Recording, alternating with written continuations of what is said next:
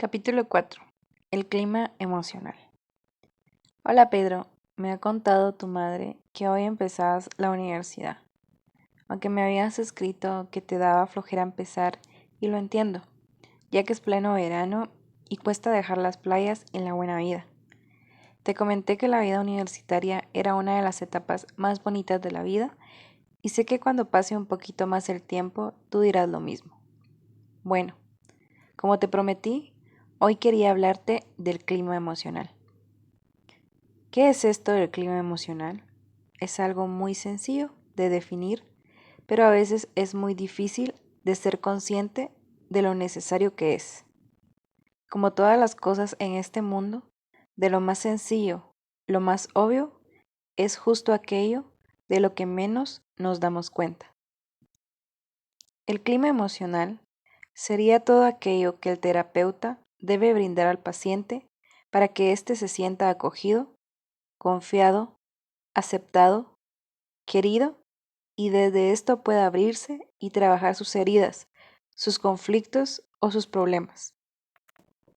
Este clima emocional, para la mayoría de los que van a terapia, es justamente algo de lo que han carecido, sobre todo pacientes muy dañados psíquicamente y otros, aunque no tanto, por una serie de circunstancias de su propia biografía, no han contado con esto. Por esta razón, es necesario que nosotros les brindemos este clima de sostén, de acogida, de reposo, de contención. A veces no es muy difícil crearlo en las primeras sesiones. Muchas veces con la novedad, con la ilusión de un paciente nuevo, es fácil, como toda relación que empieza, dar lo mejor de nosotros mismos, tener 20 oídos y 10 ojos, una mente despierta y la palabra sabia. Pero como en todas las relaciones, la novedad pasa. Tienes que recordar siempre que nuestra función, nuestro rol es el de terapeuta y que este clima emocional debe ser constante, a pesar de, a costa de. No podemos pedirle al paciente una serie de recursos, de acciones, si es que nosotros mismos no somos capaces de poner un poco de fuerza y de empuje en crear este clima emocional, lo suficientemente bueno, de modo constante y permanente. El clima del que te hablo no tiene nada que ver con patrones preestablecidos, con directrices tipo consignas, lo que un buen terapeuta debe hacer para triunfar, por ejemplo. No, por desgracia no tiene nada que ver con esto. Tiene que ver con actitudes básicas de relaciones humanas, hasta con características propias de nuestra relación con cada paciente. A ver si te lo puedo explicar un poco. Hay un clima emocional básico que creo que todo mundo necesita y del que ya te he hablado antes.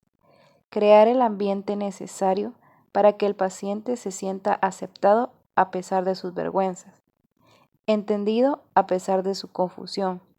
¿Cómo se logra esto? Con actitudes mínimas pero muy humanas.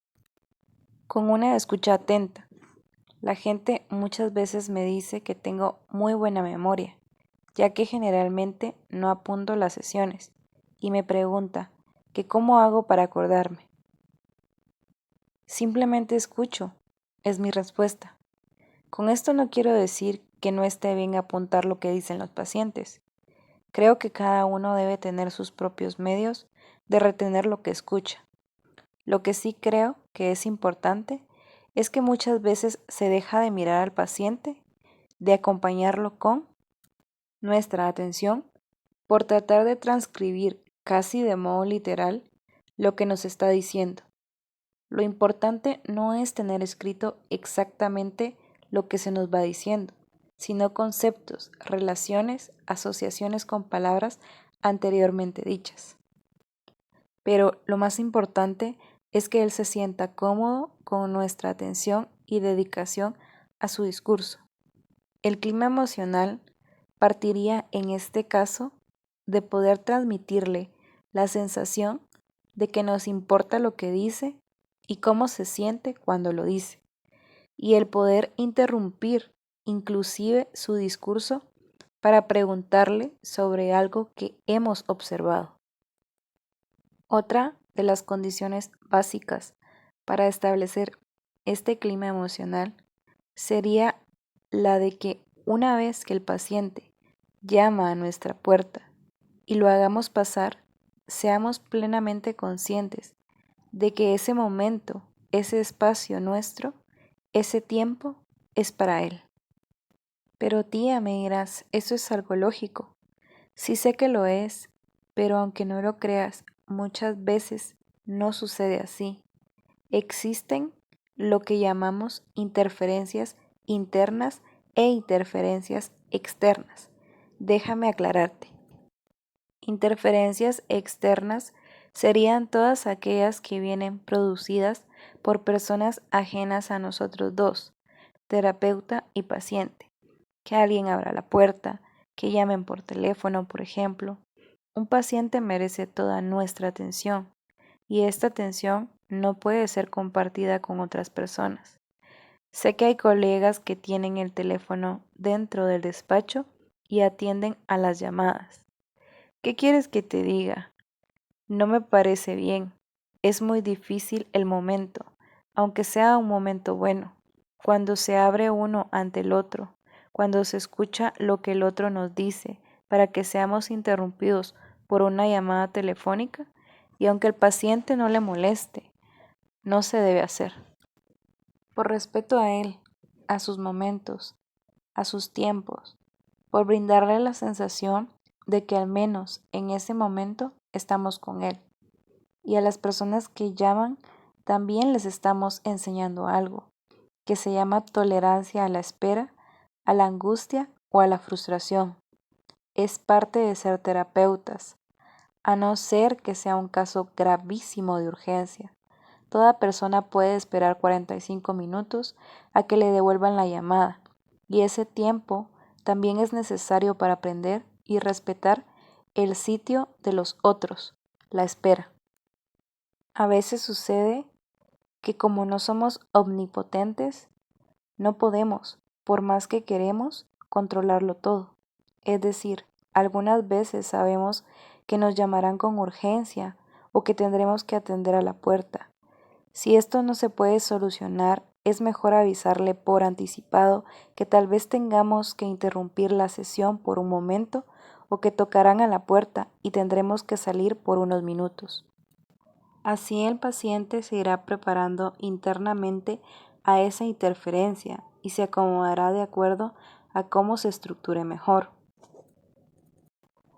Cuando hablo de interferencias internas me refiero a nuestras sensaciones y sobre todo a nuestros propios problemas cotidianos, que nos agobian muchas veces como a cualquier ser humano.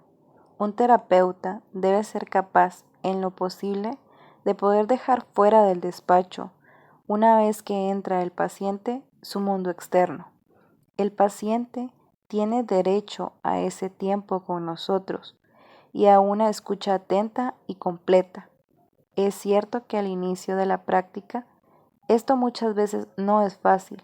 Se requiere un entrenamiento constante. Pero cuando me refiero a entrenamiento, no estoy hablando de ir a que nos entrenen en esto, sino en ser conscientes siempre de que nos distraemos de la escucha por problemas ajenos a la sesión y volver a retomar la atención sobre el discurso, sobre la persona que está enfrente. Si lo hacemos repetidamente, si nos centramos en esto y lo asumimos como parte de un deber de nuestra función, poco a poco irás lográndolo casi sin darte cuenta, ya lo verás. Como te decía al principio, la mayoría de los pacientes que vienen a tratamiento no han tenido un clima emocional adecuado. Muchos han tenido madres afectuosas, pero nada sostenedoras. Otros han tenido madres frías y distantes. Otros padres ausentes, rígidos dentro de las formas, incapaces de ponerse en el sitio del hijo, de identificarse con sus necesidades.